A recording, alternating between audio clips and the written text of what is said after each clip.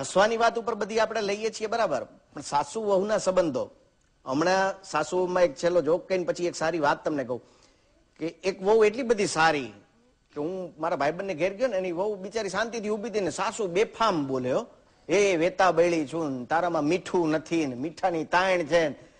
મેં કીધું આ તો વહુ કીધું બહુ સારી કહેવાય, કેટલું શાંતિથી સાંભળી લે છે કીધું, પણ કીધું હવે કોકનું ઘર આવી રીતે ખખડાવાય નહીં, ખરાબ લાગે. એટલે મેં કીધું પાછળથી જઈએ ને પાછળ બારી ખખડાવું. પાછળથી ગયું ને તો બારી ખોલી ત્યારે હાળી ખબર પડી કે વહુ છે ને ઓલી એમ કે એ વેતા બૈળી છું, એટલે વહુ ખાલી આટલું કરે, એ મીઠાની તાણ છે આમ કરે.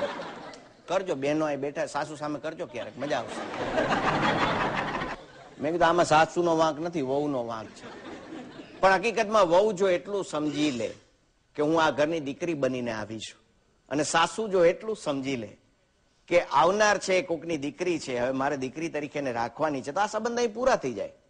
હે મા દીકરીના સંબંધમાં ક્યારેય ખટરાગ ન હોય, બે શબ્દો કદાચ કહી દીધા હોય દીકરીને તો દીકરીને ખોટું ન લાગે.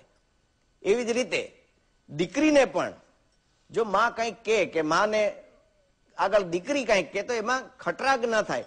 માત્ર આટલી જ સમજણ જો આપણે કેળવી લઈએ તો સંસારમાં ક્યાંય ઝઘડા જેવું છે જ નહીં, માત્ર હાસ્ય જ છે. અને અમદાવાદ દૂરદર્શન જેવું માધ્યમ છે ગમત ગુલાલ કે તમને લખલૂટ હાસ્ય આપે છે.